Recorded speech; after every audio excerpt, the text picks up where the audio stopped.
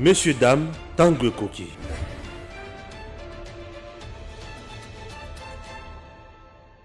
Chers compatriotes, tous en kati ya Sandoa. Ah oui, awa tous en kati ya moi Tshisenge. Moi Tshisenge ezali bisika oyo toye bisika babota princesse Adèle Kainda Maïna. Mais na kati ya émission on a leader tolo bela makambo ebele actualité ndenge to mesana toujours. Leader, bonjour. Bonjour ndeko Stéphane Balamwange. Bonjour na bande nyonso ya Edem Télévision. Bazo na biso de partout depuis Lualaba et puis précisément dans le territoire à Sandoa. Très bien, le territoire Sandoa et le quoi liboso toye awa to trouver que princesse Adèle Kainda leader ya kosakanate soki oye na Sandoa pour osala campagne électorale yeba déjà que yo moko aussi échoué. Bon, d'abord c'est sa terre natale et puis député plusieurs fois. Et c'est la seule députée au Congo où il y a sali plus de 20 ans dans l'hémicycle. Bien sûr. Deuxième point à Makassi, à maman Adèle Kainda Maïna, elle est toujours attachée de sa base. Bien sûr. Donc Atika à base n'a été. C'est la campagne était Poya. Poya Roko Sabatuna Boye, elle est toujours là. Donc Négin Tosa, le culte et action de grâce. Oyo atongi église na kata fief na ye. Voilà. Atongi hôtel te puisque na mboka na biso ba politicien batonga hôtel na ba fief na bango et puis batonga pe ba marbela na ba fief na bango. Mais voilà moko ya mwana mboka mama Adèle atongi ecclesia po bato ba sambela. Pourquoi tongi yango? Et sika oyo ye moko banda yuko sambela e alaki muke mo talango ezate ba image yango na o gimsa zo lakisa o place ezalaki liboso. Nandenge komelelo. Donc yango lelo aye rien que pour apesa nzambe merci. Bien sûr. Y compris na bande konyonso ya Sandoa. Donc lelo fête monene ba église mususu sambelité pa ina bango ba ye ko communier na ye ba ye ko bondela na ye ya ko zongisa matondo pa ina nzambe. Et troisième élément de Stéphane Balamwange Kobo Sanate, c'est la première dame na territoire à Sandoa azala élevé en dignité. Voilà. Très bien. Sandoa, Tomoni qui est allé m'appeler Oyo Yebi bien dans l'espace Katanga. Histoire politique à Sandoa Oyo Yebi Zani. Ndeko Stéphane Balamwange, Tozana fief il y a rébellion il y a 77, fief à rébellion il y a 78. Très bien. Donc Tozana fief il y a Moïse Tchombe, Tozana fief il y a Jean de Dengunza Karlibond, Tozana fief même il y a Idi Kapend. Wow, Sandoa. Donc baza ba Katangé du Sud. Donc baza batu ya kotoyo. Donc awa place toza eza esika bitumba ebundama. Awa place toza elinga koza la République mususu lelo. Donc ba sécession katangezo bandai koyoka mouvement nango ezalaki beaucoup plus kotoyo. Donc voilà lelo grâce ya mboka ezonga evanda et lelo coin et bimisi. Moko ya bango mama Adèle Kainda o lelo azotombola pe motu na République démocratique du Congo. Paraît-il que Musée peut atelemela makambo ebele. Ouais, Musée azalaki Katangé du Nord. Oui. Ba Musée, ba Jackson Sendoué, ba politicien ya kala bango balaki ya du Nord. Donc bango bato ba telemela quand même sécession ya Moïse Tchombe puisque point o tozali comme ina drapeau nango et comme ina mbongo nango et comme ina makambo ya yango moko. Donc grâce à Katanga du Nord, nous avons que Babiloko est belé et salamate. Très bien. À part ça, tu as comme on a maille à rivière Lulua. Oui. Lulua, il faut préciser na bande comme ce que Lulua wana. Les appels na Sandoa awa Lulua paye katisi na Kasai central Kananga. Oh et ça ka ba bien na Lulua. Après autre babiso oyo. Lulua wana to moni pe pont oyo to kuti na Lulua. Eza depuis Belge. Katumbi azalaka awa. Katumbi azalaka awa pe lokola gouverneur. Mais pont route depuis Belge. Rivière Lulua wana vous appelez l'histoire nango. Papa Stéphane Balamwange, soy tozo sola makambo wa sérieux ya mboka. Ba kombo musu tokotanga mbote. Oh, l'idée o bandi toza suna sando akotoyo. L'idée ngana bloquer makambo wana za plateau. Na lobi soto lo ba mamba sérieux. La personne de Katumbi na Katanga okoyi kotanga kombo na ye te. Gouverneur pendant 9 à 8 ans na Grand Katanga. Oui. Hein? Na Grand Katanga. Donc, Alaki na Katanga, avant Katanga, ils allaient morceler en 4. Bien sûr. C'est lui qui était l'argentier, les patrons de Katanga. Katanga sans supermarché. Oui. Construit par, mais c'est le gouverneur. Katanga, même pas station d'essence, construit par gouverneur à Katanga. Katanga, même pas stade pour la population. Katanga même pas une route où est salami ponaye. Ndenge to bandai ko kanisa ke aéroport international ya Luano. Pharmacie. N'en parlons même pas. Boutique. Papa Stéphane Totali Luano on limité. Et puis souligner Bandeko Baolanda Biso, c'est le deuxième aéroport de la République. Zambe na pomoy. Deuxième aéroport. Kaka boutique otomona wana. Kaka o moni après Njili. Yango. Et na monaka mabeta mundeko moko. Abandai ko lakisa mai. Hein? Ba flaque d'eau na aéroport international Yanjili. Mais moi na bango Kabila tient na Tanzanie Pero Luarat. Mais oui, à sa prise en charge le na Tanzanie. Oui, Kabila a vu Pero Luarat na Tanzanie tous en information. Oui. Donc voilà tala babiloko oyo nyonso lelo toye komona Katanga okondimate eloko mokote. Aujourd'hui grâce à Félix Antoine Tshisekedi Tshilombo, marché à Congolais. Oh, le lozomon en a 3 ans. Il y a Pamba, ozomon a marqué des actions partout. Donc, les lots, tant on a eu Bisayo, papa Stéphane Balamwange, tant on a parlé makamba sérieux. Tobeta kama solo ya ba Congolais des pères et des mères. Donc le loto ko fanda na médiaté, tobeta ma solo ya ba Congolais oyo Congolais eza nation na bango mais pas leur patrie. Donc bayaka na Congo pour basise Congo, bayaka na Congo pour bazwa oyo Congo azanango, mais en réalité rien.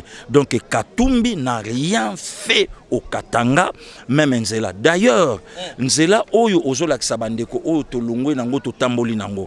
C'est à peine. Oui, c'est à peu près. Nzela wana papa Stéphane. Une année, c'est Fachi. Batu banda ko sala ba 2 mois. Pour na kolongwa lushi koko matia. Na Sando bien sûr. Ba 2 mois. Ba 2 mois. Mais bino boye na Nzela ya mutuka 48 heures. Bokomi na biso. Bokomi. Et pour même pas 48 heures. Otamboli ko à l'aise. À l'aise. On dirait to linga otambola. Dérangement et loko mon côté. Donc voilà les lots aux ça ba congolais. Obi ba tebele ba kansaka ke nodo Congo ezakini. Non. Congo ezakini. Congo ezakini.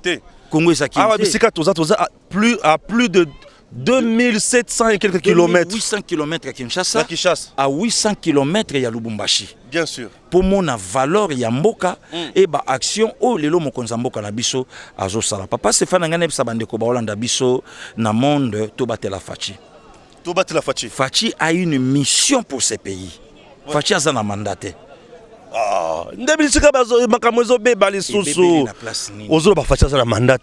Balebi ozokote la epoli ya kakuna. Yango wana. Papa Stéphane. Oui. Fachi c'est notre sang, c'est notre frère. Ouais. Lelo yo Fachi soka eu 2 mandats. Congo oyo bato bayebaki puisque faut ebeloko moko. Bato ba dirigeant ki biso na Congo, le Congo n'existait même pas. Congo pendant 20 ans était dans l'oubliette, Congo ezala quitté. Tala un président zoti ka pouvoir abina arriver ko changer homme congolais té. Mais tala ce qu'on nenge Congo est changé. Le Congo m'a tout donné. M'a tout donné. Moutaka na chaussure, t'as vu chaussure. Moutabanda ko fanda ni bunga, akumu fanda na ba conditions moko incroyables. Et je crois bien que moutoyer Congo même pas 30 ans à l'équipe ba congolais nyoso na mbongo. On dirait. Puisque les Congo sont commerçants makasité. Commerce nyoso kota na famille moko. Oui. Banda kunyon so lelo so totamboli Katanga bakoye biso oya fulani oya pakala toujours même. Balakisa kinga nzela awa izini ya sima ya mwana ya Kabila ya mwana ya mwasi. Voilà. Na gangi na mutu kana lebi nzambe. Voilà. Donc ozomona lelo nous avons un yango moni papa Stéphane soko fandi ozo comprendre que non batu lelo ba nelo kwa kolobate batu sko babandi na mensonge. Batu sko babandi na mauvais sort. Un pays o ezapillé. Régime yaba juicer o ba botola mbongo ya mboka ya ba congolais bakuta budget na 3 milliards lelo yo budget comme na 14,6. Fachi incompétent. Leader Zela. Un incompétent comme ce budget na 14 milliards à peu près 15 milliards. Un incompétent pour na bateau balinga ki Congo ezala kope na bango mais compétent pour les Congolais aujourd'hui. Compétent pour les Congolais. Et puis papa Stéphane ngana na ebisa bandeko ba Holanda biso lelo tong bazolo bake ba député bazozwa $21,000 par mois. Fayulu Est-ce que papa Stéphane Fayulu a yebité ye moko lokola député que parlement c'est une institution à part. Il faut que le président de la République yé moko pas institution. Président moko mobimba institution. Et parlement est institution. Oyo ezo gérer ba réalité ebele omoni eloko comme ça la lelo et aka lokandi na ibisa kona kin ba opola mais ba olingo ndimate ke ba opola. Je te dis bazo pola mais ba on di maté ba opola na ngana loba nini na 2023 ba candidat président de la République oyo bango moko babandi sondage bango moko babandi sondage faci likolo mais Bercy abimisi Moïse Katumbi papa Stéphane oui. bande ko ba Hollanda biso bayebi makambo salama na décembre 2019 Bercy wana oyo lobi obosani ba TV5 obosani ba France 24 obosani ba biloko nyonso maintenant qui financé nde moto a dirigé Katanga tika Katanga eloko te mais apia Katanga na nyonso mais nazo yebisa yo papa Stéphane toza na Katanga tozo yokana oyo nanu tolobi te tolobango na kini ebeliza tozo mona na oyo bato ba moni te biso to moni to kelo bango na kini très bien yo kondi mama moto a dirigé Katanga asali bilanga na ye ya maïs ole e bénéficier na bakatangese na bakatangé mais maïs wana batekela yango brassicole asali yango buki po bandeko nanga bakatangé baza toujours na drink ba plein ya litre te na moni to sukela la yona no awa muke bongo to ya ko kita sikola makamsusu na banzi ozala kitoko makasi merci leader na banzi bolandi très bien oyo to lobby na leader chers compatriotes Katanga nde bisika tozali oui Katanga na munenge ya munene nango eza pasi pe somo ya komona bato banda ko diriger Katanga et puis biso somo pe mawa ya komona bato nde banda ko nyokwama nazo continuer reportage nanga cette fois-ci nazo yamba moko ya ba journaliste na biso na mboka na biso oyo pe ayebi makambo malamu ya mboka na biso komona ye Denis Likaninda il est déjà là avec nous ici ngana bien raé doyen pour hasard quand même aîné na musala oyo na makambo asala. Bonjour Ndeko. Bonjour Ndeko Stéphane, bonjour na bandeko nyonso balanda Den Télévision, na BM Télévision. Merci mingi pour na libaku. Merci beaucoup. Alors bolanda biso très bien. D'ici là d'ailleurs ceux qui m'a suivi vandi malam ba mona makamoni ko changer tant sur na BM Télévision. Alors Ndeko tuye na Sandoa. To tamboli banzela pe to komi na Sandoa. Awa tuzana moi Tshisenge. Donc to tamboli penza espace Katanga. Banzela au moins balobi fatia sali eloko te mais banzela ta to komiti awa au moins on d'abord ndenge nini.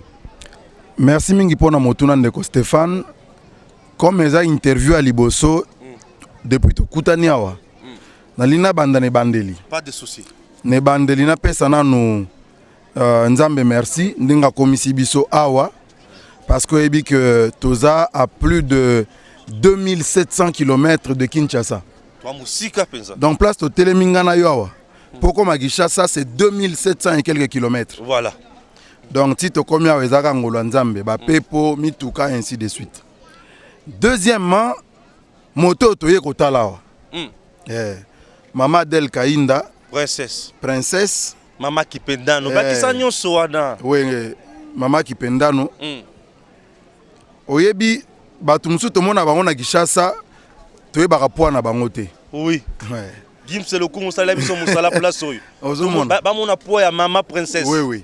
Donc batumsu to mona bango to fréquenter bango na Gishasa na TV tout ça. Bon netika ba député nyonso quoi. Netika ba ministre nyonso. Mais c'est en venant comme ça au tate yomoko on comprendre que te bango nyonso baza ba député mais et ça va député Moussousso Bazana level ya moi likolo. Moussousso député à charge. Oui. Il y a ça la charge. Oui. Et en venant ici, j'ai compris ce qu'on appelle le fief électoral. La base électorale. Donc ceux qui n'ont zongi moi nanga tuninga, papa c'est quoi le fief électoral? Nakoy bisaye fief électoral signifie Princesse Adèle Kainda qui va à Sandoa. C'est ça fief électoral. Oh. On a définition. Définition à chef électoral. Oh, tout le monde a dit ça. Oh, chef électoral nanga Moamba. Tika. Oh, chef électoral nanga Lukunga. Oh, Lingwala. Tika. Wala chef électoral te. Yakana Sandoa, on a chef électoral. Yakana Sandoa. On se disait avec un ami journaliste, Tozane A. Tolobi, mais est-ce que ça sert vraiment que Moutumoko Boyala Mukanatongo a eu moi 1000 francs na ye on a gagné la campagne na Sandoa. Est-ce que c'est raisonnable? Est-ce raisonnable?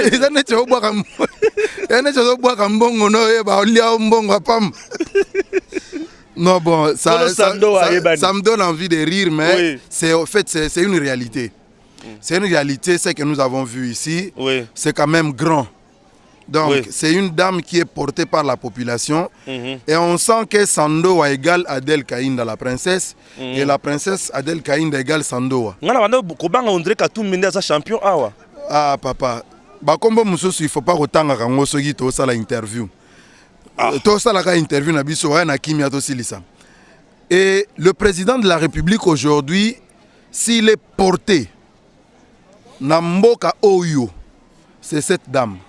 Princesse Adel La Kainda. princesse Adel Kainda. Sandoa égale princesse Adel Kainda. Fief électoral et Le fait pour le chef de l'État d'avoir nommé cette princesse-là comme pas seulement ministre, pas même vice-ministre, même pas ministre, mais ministre d'État. Pour Namboka, ça signifie que les annétis et lokomoko extraordinaire au président Félix Tshisekedi a sali pour notre territoire oyo. Et même pour la province du Katanga. La province, il y a là-bas. Oui. Wana eza ba observation na sali.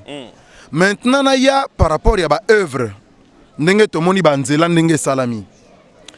Il faut souligner que biso na Kinshasa ermo boy to koma komona neti nzela ngo bazolo bage o uti Lubumbashi o uti Kolwezi ti Sandoa eza œuvre ya gouvernement provincial. Parce que ça bimaneti bongo. On a même vu des photos na Kinshasa qui ont circulé tout ça. Mais en arrivant, c'est ici qu'on a compris que la population doit faire comprendre Bisso que c'est l'œuvre de la décision. Ah oui, ah oui. De la décision du président de la République. C'est lui qui a décidé, c'est lui qui a donné le go. Nzela Balobi et Vanda depuis ceux qui 30 ans. 20 ans il y a pouvoir, Nzela qui est mabé. Batuba Vanda, Bakufaka, Batuba Lala, Kanabanzela 2 mois. Longwa Kolwezi Tio comme à place Tozao. Nous avons fait combien? 2 heures du temps. Oui. 2 heures du temps. Longwa Kolwete, Kassaji. Kassaji Ti Awa. Voilà. Tosali 2 heures du temps. Mais on nous a parlé de Batubazako ça là 2 mois. De Kassaji Ti Awa. 2 mois. Or c'est 140 ou 139 km. Voilà. 2 mois. Mais aujourd'hui. Kassaji c'est une deuxième ville. Il y a province là-bas. Voilà. Très bien. Mais le président, il a fallu qu'il y ait un président qui s'appelle Félix Tshisekedi. L'espoir de notre... Et comment est-ce que le président est entré en connaissance ya Makamanzela Oyo? Mais tu vois que Kabila banda ko yana katanga mingi. Fati ko tu banda ko ya ko to. Nga pe na zolinga okota na na batu musu ba voisin te batu musu sute. Parce que non, moi je t'ai toujours dit que nous avons 2 camps en Mboka. Nous avons le camp du statu quo et nous avons le camp du changement. Ah oui. Donc, nga nazolo bela makambu ya camp ya changement. Ah ok. Yozo poser nga ba question ya batu ya camp ya statu quo. Donc voilà, ozongi ces missions sima. Ah c'est bon. Alors, comment est-ce que le président est entré en connaissance ya makambu ya nzela oyo ya Kolongwa Kolwezi ti na Sandoa. D'après ma information tozui, c'est la princesse Adel Kainda. Wow. Qui a fait voyager ba notable ya Sandoa. Oui. Alongoli bango na Sandoa, bazui pepo bakwei na Kinshasa. Très bien. Azui bango, asengeli bango audience, c'est pas président. Président lobby, comme eza yo muto sengi, c'est une urgence. Ayambi ba notable wana ya Sandoa. Ba ibisi président ba lobby président. Yo awa to ye pona ko ye pa na yo to ye na makadam. Mais biso kuna, bato bato sala 2 mois. To combien wa mbango epa na yo po to zui avion. Ce qui te qui nzela makolo, olingao zela biso pendant 2 mois. Président lobby, c'est fini. Cette histoire là est oubliée. Er président décidé bongo au moni mbala moko ba engin ekita ba basali misala. Et ce n'est pas la seule décision au président Azwa qui pona Sandoa. Il y a une autre décision ba lobby to bomba ngonano. Wana nde suka ezoya wana tozobenga ngo kimba kimbiko eloko makasi etikala nanu le bokoko o président ko sala pona Sandoa tolobi wana ba ebisi biso te wana boloba te ere ko banda nde to koloba donc biso to yebi na biso mais to garder yango wana fatika. Vous voyez que cette maman la princesse Adel Kainda, elle est d'une importance capitale auprès du chef de l'État et en même temps auprès de la population à Sandoa. Et c'est ce que nous avons vécu ici. Parce que Moussa Nabiso en tant que Bapandi Sango, Ezako Mona, Ezako Yoka, Pekoloba. Bien sûr. Donc, voilà, la question de Liboso, voilà un peu ma réponse. Tokoti ce qu'on a Sandoa, bah œuvre au princesse Asali na Sandoa, ils ont œuvre nini. Non, mais c'est une dame dynamique. C'est une dame dynamique en tout cas. Avoir misala salia wana Sandoa. Place au tozangana yo eza lupangwa église. Lupangwa paroisse. Tomoni ezaki na mwa église moko amuki ezai pembeni. Mais ya botami na mboko yo. Oui, abotami yao. Mutolu na eba kundango awa. Bien sûr, oui. Elle est députée depuis plus de 20 ans. Oui. Mais azaki na mwana makanisi alobi ah na mboka na ngai soki lelo président Tshisekedi alobi aya aosambela wapi. Parce que tant que le président déplaçaka comme on a déplacé na 100 300 personnes. Oui. Notre président est un chrétien croyant fervent. Ce qui dimanche est lié à wana Sandoa ou bien à Lualaba aosambela wapi. Place aosambela yango. Oui, oui. Donc, la princesse Adel Kainda a tiré le beau qu'on a poche, a tongi un grand temple. Awa. A tongi hôtel T. Un grand temple. Ok. Ozoka. D'abord, Nzambe. Nzambe liboso. Tozo solo langana yo na mama moko awa. Alobi, mboka oyo eza basé sur respect à ba valeur.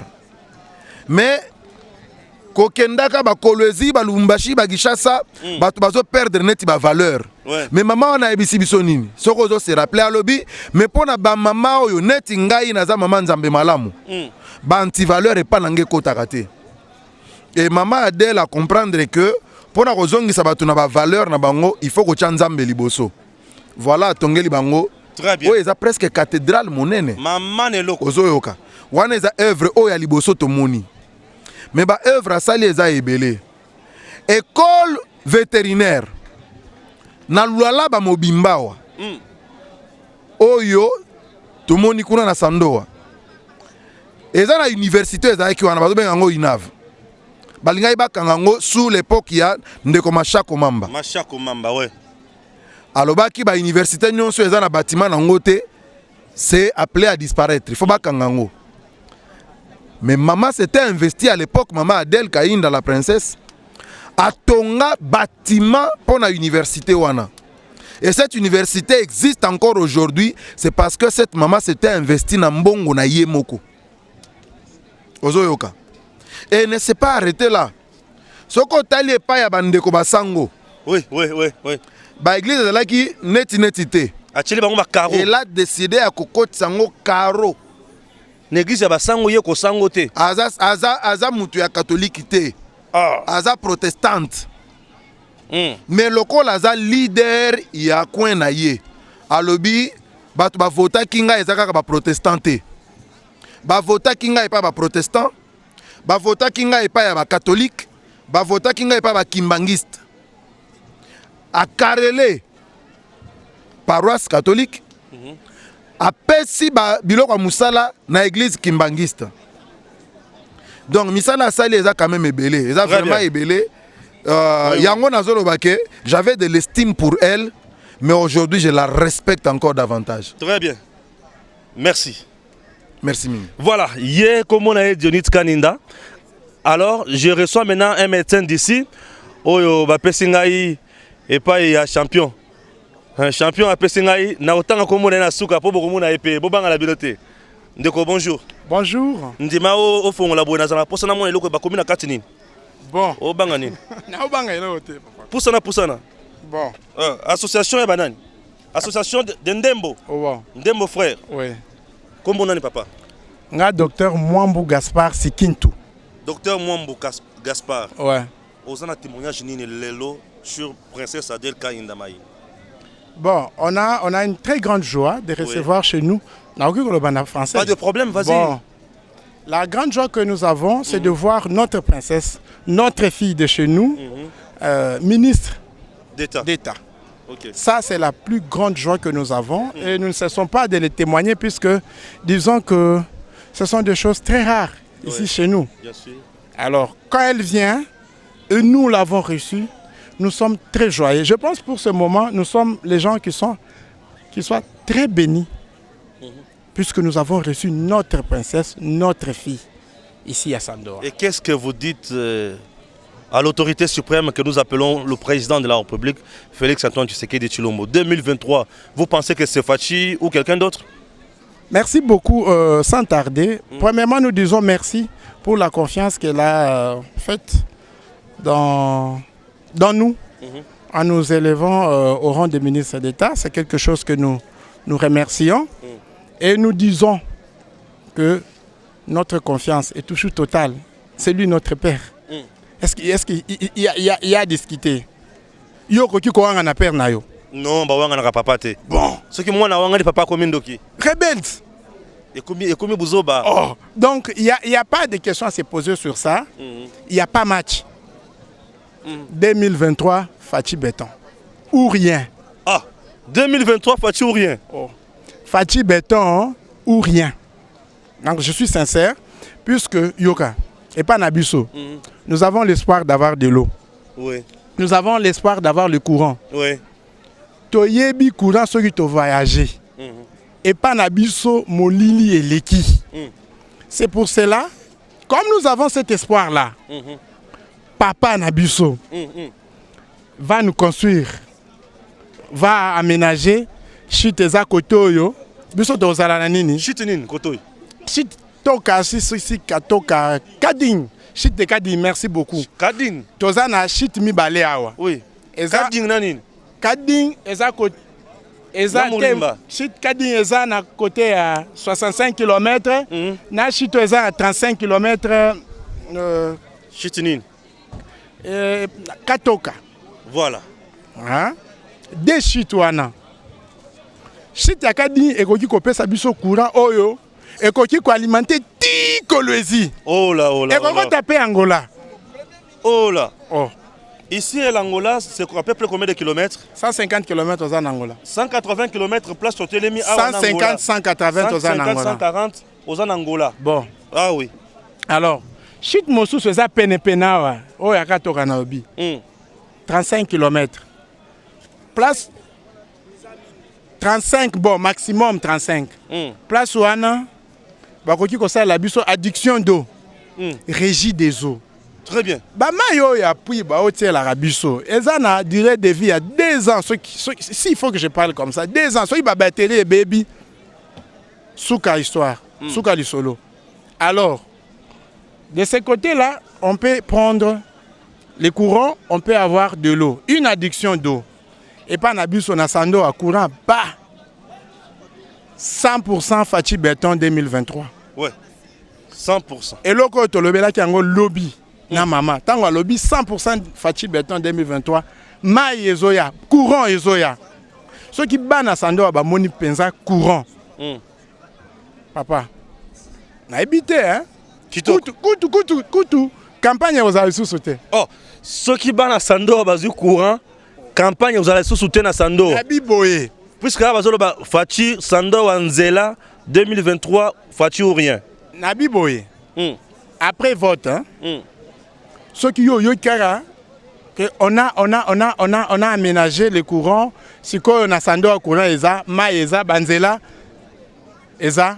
Après élection, il y a qu'au Lukanga. Wow. Tout n'a qu'à, n'a pas urne. Pourcentage, il y a Fachi eza combien? Donc, quelle promesse au bazo sana mokonzamboka? Wana avant tout, j'ai dit, est-ce qu'on peut se rebeller contre son père? Non, on ne se rebelle jamais contre son père. Si un père fait quelque chose de bien à son enfant, est-ce qu'il a encore à rappeler à son enfant ce que l'enfant peut faire?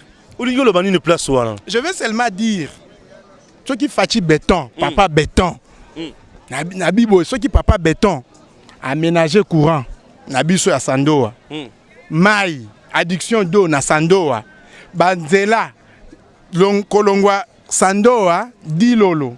Nzela ekomi polele, Sandoa Kapanga. Nzela ekomi polele, Sandoa Kasaji Dilolo et Kasaji Kapanga. Kasaji Dilolo. Naba nzela na biso dessert agricole. Papa, na éviter ceux qui campagne kozala lisusu. Ponga na loba boy. Mbongo campagne. Papa bombango. Asa la de courant. Asa la biso courant, banzela, mai. Wow. Souka li solo. Merci. Voilà, nabanzi tokomi na suka entretien na biso na kati ya Sandoa. Na d'abord na Sandoa ezali territoire na kati ya province ya Lualaba. Lualaba est un chef-lieu tobengi Kolwezi et chers compatriotes awa tozana moitié senge bisika babota princesse Adelka Indamaïna. Chers Congolais, tout le monde, tout vivre, tout palper, tout se rendre compte que le président Tshisekedi est aimé ici. Princesse Adel Kainda 2023, pas de concurrence, c'est fâché ou rien. Merci à Gims. Bon, on a fait ambiance mouké et à culture mokolo ya lelo et ça nous fera énormément du bien. On continue.